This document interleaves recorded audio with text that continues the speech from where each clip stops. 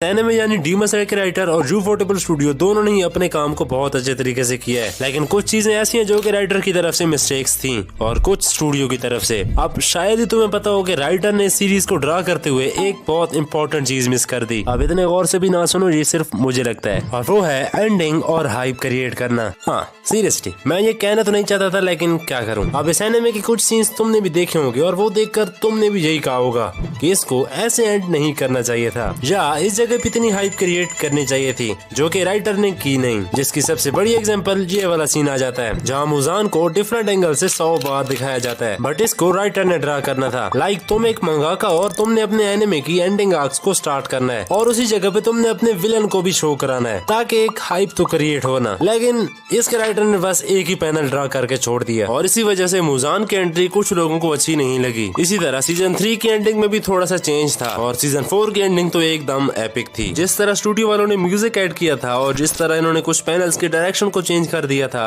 एकदम परफेक्ट आया था। अब नेक्स्ट पॉइंट आ जाता है सारा का सारा नरेटर के ऊपर। तुमने ऐसे बहुत सारे एनिमे देखे होंगे जिसमें बहुत सारी चीजें नरेटर एक्सप्लेन करता है, जिसकी सबसे बड़ी example my hero academia, jujutsu Kaisen और लजारस आ जाते हैं। एंड पर्सनली मुझे जेजेके और लजारस के नरेटर की वॉइस ज्यादा अट्रैक्ट करती है, लेकिन डीमन स्लेयर में तुमने नोट किया होगा कि यहाँ पे कोई नरेटर की वॉइस आती ही नहीं है, जबकि तुम अगर मांगा पढ़ोगे तो वहाँ पे क्लियर साइड पे नोट्स लिखे हुए होंगे। आई मीन वो एक्सप्लेनेशन जो कि बॉक्सेस में होती है और जिनको नरेटर एक्सप्लेन करता है। और अगर तुम्हें लगता है कि नरेटर का होना या ना होना मांगा को और व्यूअर्स को इतना ज्यादा इफेक्ट नहीं करता, तो तुमने आई एम श्योर के इस वाले पैनल को भी उसी तरह रीड किया होगा जैसे कि हम सब ने किया था, गोजो विंस, और हमें लगा था कि ये नरेटर ने कहा था। तो चलो अब वापस आते हैं डीमन स्लेयर पर। तो तुम्हें क्या लगता है कि स्टूडियो ने नरेटर वाला पार्ट मिस क्यों किया? मेरे ख्याल से शायद वो स्टोरी लाइन को विजुअल पैनल से और एक्सप्रेशन से शो कराना चाह रहे होंगे, या वो हम व्यूअर्स के एक पेस को ब्रेक नहीं करना चाह रहे होंगे। और तुमने पर्सनली ये एक्सपीरियंस किया होगा कि माय हीरो एकेडेमिया में जब भी नरेटर आता है तो सारा का सारा इंटरेस्ट उधर ही खत्म हो जाता है। अब अगर बात करें यूफोटेबल स्टूडियो की, तो इस स्टूडियो ने ना सिर्फ इस एनिमे के एनिमेशन को नेक्स्ट लेवल तक लेके गया है, बल्कि इन्होंने बहुत सारी चीजें चेंज भी की हैं। जैसे कि अब तुम अगर इसका आर्ट स्टाइल मांगा में देखो और अब इसको एनिमे में देखो तो यहाँ पे बहुत ज्यादा डिफरेंस आ जाता है। जैसे इसके राइटर ने ड्रा किया है, इसको तो साकामोतो वाली एनिमेशन ज्यादा सूट करती थी, और ये चीज तुम भी देख सकते हो कि इसके राइटर ने कैरेक्टर को किस तरह ड्रा किया पैनल्स में,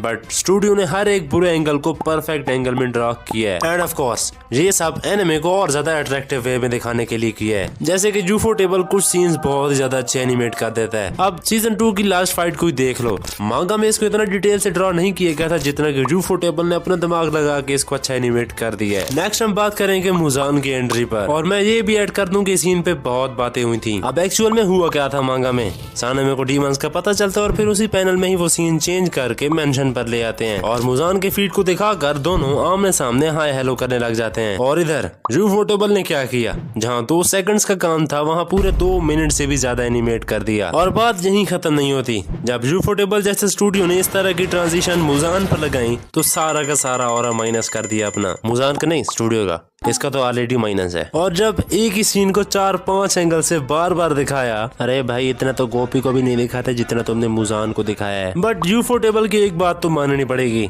ये व्यूअर्स को डिसअपॉइंट नहीं करते। अब पीछे जो मैंने इतना ज्ञान दिया था कि कुछ पैनल्स राइटर को खुद ही ड्रा करने चाहिए थे, सो इसी वजह से ये काम स्टूडियो ने पूरा किया और ये भी बुरी तरह से फेल हुआ, लेकिन मजा आया। नेक्स्ट जिसकी मैं बात करने वाला हूँ वो है तेंगिन उजुई। सीजन 2 में अब इतना बुरी तरह लड़ने के बाद तेंगिन को स्क्रीन टाइम मिला ही नहीं था, लेकिन एनिमे ने तेंगिन के कैरेक्टर को और ज्यादा डेप्थ में जाकर और ज्यादा इमोशनली शो कराया, जो कि मेरे ख्याल से एक अच्छा स्टेप था, क्योंकि जिस बंदे ने सीजन 2 में इतना कुछ किया हमारे मेन कैरेक्टर के लिए, उसके लिए थोड़ा बहुत तो स्क्रीन टाइम बनता है। एंड इसी के साथ तो मैं ये भी एक्सप्लेन कर दूं कि ये डीमन स्लेयर का वो सीजन है जिसमें स्टूडियो ने सबसे ज्यादा एडिशन की है। अगर तुम सर्च करो तो ये आर्क चैप्टर 128 से स्टार्ट होती है और चैप्टर 139 पे एंड होती है, जिसमें सब कुछ आ जाता है। और हाँ, एक 2 चैप्टर इन्फिनिटी कैसल के भी ऐड कर दो इसमें, जो कि उन्होंने 8 एपिसोड में ऐड कर दिया था ताकि इसकी एंडिंग सही से हो सके। आशिरा मीटिंग से लेकर मुजान की फाइट तक तो कुल मिलाकर हो गया 10 से 11 चैप्टर, और ये 10 से 11 चैप्टर सिर्फ सीजन 4 की 8 एपिसोड में कवर किए गए थे। और अगर तुम नोट करोगे तो एक एपिसोड को कवर करने के लिए 2 से 3 चैप्टर आ जाते हैं, और पहले 3 चैप्टर तो इसकी फर्स्ट एपिसोड नहीं कवर कर लिए थे, और अब पीछे बच गए 7 एपिसोड्स जिनमें इन्होंने सिर्फ 8 से 9 चैप्टर की स्टोरी लाइन ही ऐड की है। अब ये सारी मैथ में इसलिए कर रहा हूँ ताकि तुम्हें बता सकूं कि यूफोटेबल ने कितने ज्यादा चैप्टर इसमें खुद ऐड किए हैं। एंड जितना मैंने कैलकुलेट किया है, यूफोटेबल ने 10 से 11 चैप्टर खुद ऐड किए हैं। एंड तुम्हें ये भी पता होगा कि पहले एपिसोड में जब साना में और बनाई इन्फिनिटी कैसल तक जाते हैं, ये सारा सिनेरियो भी स्टूडियो ने खुद बिल्ड किया था, जिसके पीछे का रीजन ये हो सकता है कि शायद ये सीन इसलिए एनिमेट किया है ताकि आशिराज को ह्यूमंस के इमोशन से कनेक्ट किया जाए। और इसका दूसरा रीजन ये भी हो सकता है कि इस आर्क की एंडिंग को कनेक्ट करने के लिए स्टार्टअप में थोड़ा हाइप बढ़ाई जाए, जो कि वाकई में एक अच्छी सोच थी। नेक्स्ट हम बात करेंगे स्वर्डस्मिथ विलेज की।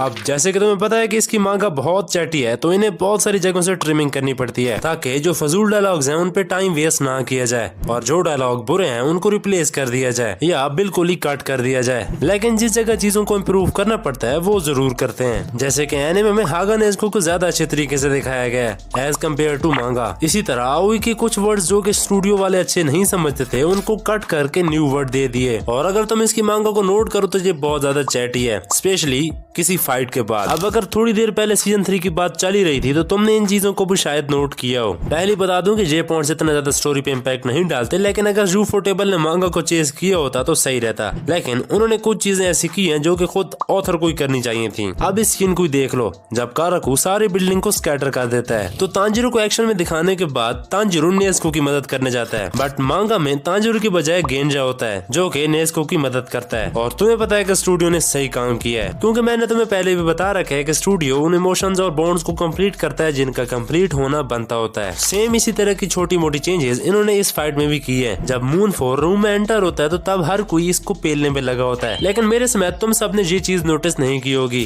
कि हंतेंगू के क्लॉथ्स का डिजाइन ऐसे से ऐसे हो गया था। अब ये बात करने वाली तो नहीं थी, लेकिन वीडियो को भी 8 मिनट तक पहुंचाना है। नेक्स्ट क्लिप भी सीजन 3 से होने वाला है, जिसमें हमें देखने को मिलता है कि मूचुरो अपने फादर से की हुई बातें याद करता है, और ये सारे सीन्स मूचुरो की बैक स्टोरी पे बहुत अच्छा इफेक्ट डालते हैं। अब मांगा में कुछ खास था नहीं, लेकिन तुम्हें पता है कि स्टूडियो इमोशंस को बहुत अच्छा बिल्ड करता है, इसलिए स्टूडियो ने इस तरह के कुछ सीन्स खुद से ही ऐड करने का सोचा था। अब आ जाते हैं सबसे मोस्ट इम्पोर्टेंट एडिशन की तरफ, जो कि तुम सबको ऑलरेडी पता होगा। यस, मैं बात कर रहा हूँ मुगेन ट्रेन की, जहाँ रेंगोकू अपनी फाइनल फॉर्म यूज करता है, जो कि मांगा में थी नहीं। और जिस तरह स्टूडियो ने इस एनिमेशन के साथ इस कैरेक्टर की एंडिंग की है वो और भी ज्यादा हार्ट ब्रेकिंग थी। इस स्टूडियो की एक और अचीवमेंट ये भी है कि जिस तरह स्टूडियो ने एपिसोड के एंड पे पोस्ट क्रेडिट सीन डाले हैं जिनसे बहुत सारी हमें इन्फॉर्मेशन मिल जाती है, इस तरह के सीन्स हमें किसी और एनिमे में देखने को नहीं मिलते। और वैसे भी ये सारी इन्फॉर्मेशन, बॉक्सेस, फन फैक्ट और टिडबिट्स मांगा में गिवन थे और एनिमे में नहीं, जिसको इन्होंने पोस्ट क्रेडिट सीन में डालकर बहुत अच्छा काम किया। नेक्स्ट पॉइंट भी उसी तरह है जैसे मूइचिरो के फादर वाला पॉइंट था। यूफोटेबल ने मित्सुरी के डैड को भी एनिमे में इंट्रोड्यूस करवा दिया था,